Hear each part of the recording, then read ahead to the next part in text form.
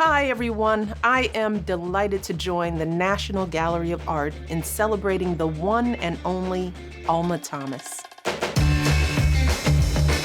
Really, throughout her lifetime, she was a pioneer.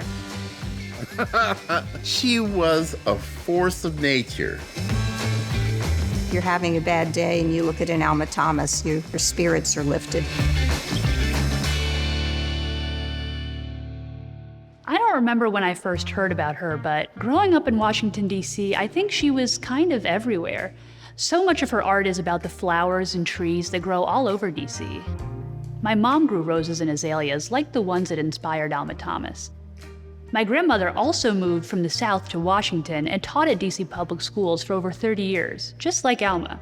She was born on September 22, 1891 in Columbus, Georgia.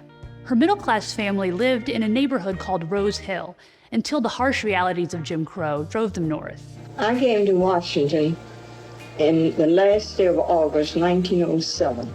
Alma and her family moved to this house near Logan Circle. It's right up the street from one of the oldest black churches in the city. Washington, D.C. is a highly segregated city at the time. But moving to this neighborhood surrounding St. Luke's Episcopal Church would have situated them in one of the leading African-American communities at the time.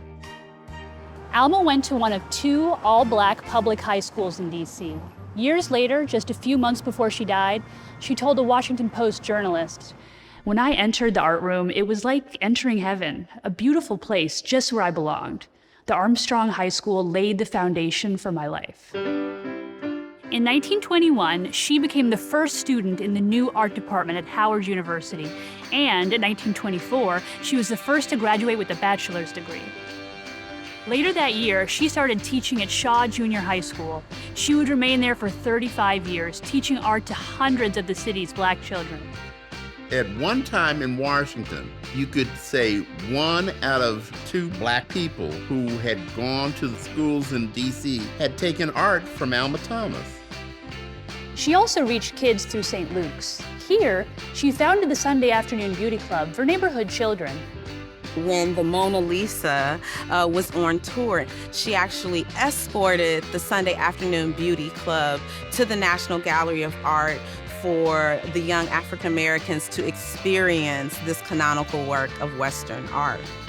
She also kept learning herself. In the 1930s, she got a Master's of Arts education from Columbia University. Her thesis was on marionettes. She learned from her friends, artists like Lois Mailou Jones, Jacob Kanan, and later Sam Gilliam.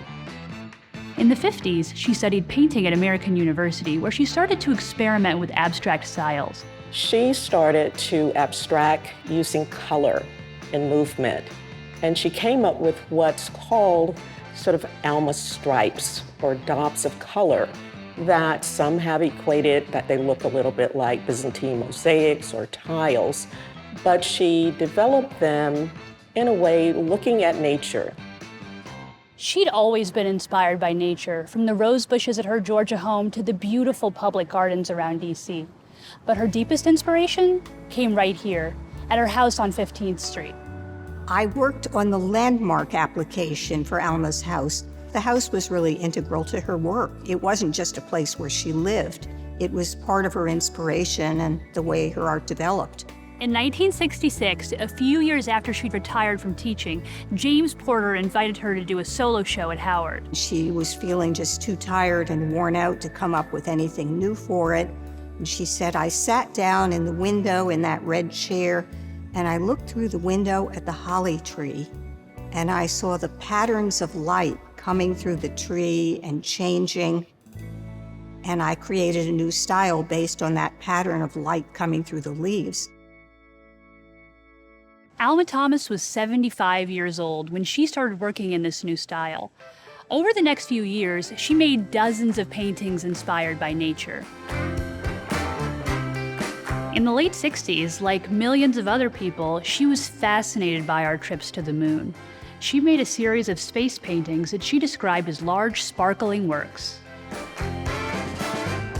Many of her paintings have a spiritual feeling to them, and a few have explicitly religious themes.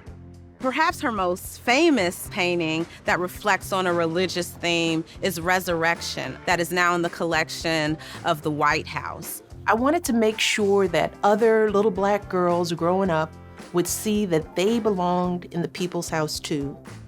And it's why when we were redesigning the old family dining room, preparing to open it up to the public for the first time in history, we acquired Resurrection, making it the first piece by a black woman added to the White House's permanent collection. We placed the painting directly in visitors' line of sight, across from the doorway and centered right between a pair of towering windows so that its warmth would greet you the moment you stepped into the room. It's that warmth that makes Alma's paintings more than beautiful. They have the same nourishing, joyful presence she shared with generations of DC school kids.